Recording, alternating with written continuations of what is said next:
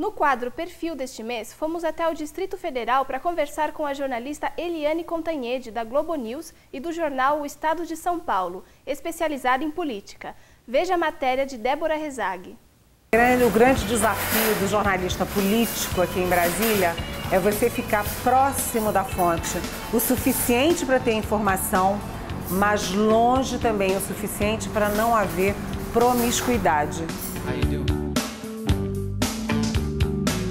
Can I be a boy? Eu comecei a trabalhar com 19 anos. Desde então, era muito difícil se impor num ambiente que naquele momento era extremamente masculino, porque você contava nos dedos as jornalistas mulheres. Eu aprendi muito cedo que se eu não me impusesse pela competência, pela dedicação, pela seriedade, a minha carreira ia ser muito curtinha. Naquela época você tinha uma ditadura militar, né? Então o acesso às fontes era restrito. Eu cobria, por exemplo, a área militar. Era ficar num quadradinho para anotar o discurso do presidente de plantão ou do ministro. Eu gosto muito de abrir os meus horizontes. Eu nunca fiquei só na política. Eu gosto de educação, gosto de saúde, gosto de defesa. Obviamente que eu não sou um gênio que sabe todas essas coisas. O que eu faço? Eu vou lá entrevistar quem sabe.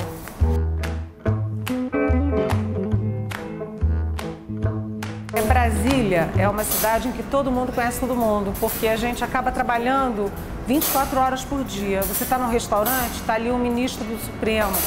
Você está no outro restaurante, tem um senador, tem um ministro. A gente sabe quem é quem. E eles também sabem quem é a gente. A relação de fonte jornalista, ela tem que ser confiável na medida em que eu tenho que ter a segurança de que a fonte não vai mentir para mim. E a fonte tem que ter a segurança de que eu respeitarei o off, por exemplo, e de que eu respeitarei o que ela me disse. Então eu, como jornalista, tento fazer o seguinte: quem tem a força é eles, então o meu alvo é eles, é quem está no poder. Sabe? Eventualmente você critica a oposição e tal, mas a oposição já tem muito menos espaço para dar o seu recado. O poder político, econômico está aqui e o jornalista está aqui.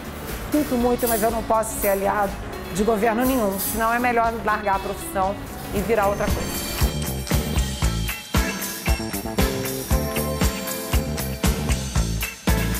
Olha, eu achei essa eleição fascinante, porque lá atrás, muito tempo antes, o que todo mundo dizia era: a Dilma já ganhou.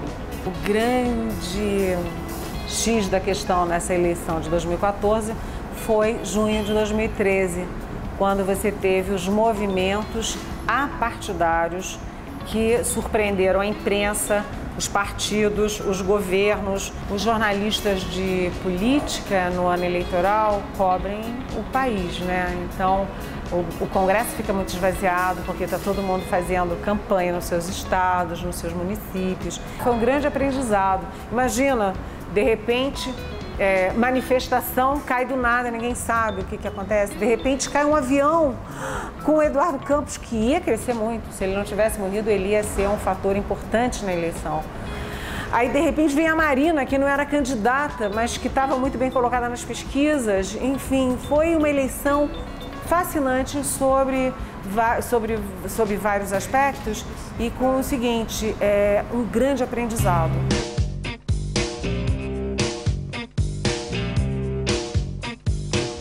A gente acha que cobrir política é entrevistar senador e deputado. E não é, a política está em tudo. Na educação, na saúde, no buraco na rua. O jornalismo faz um desserviço ao concentrar toda a sua energia de cobertura no escândalo. Todo mundo denuncia o deputado, o senador, como se todo mundo fosse bandido. Tem muita gente séria dentro do Congresso.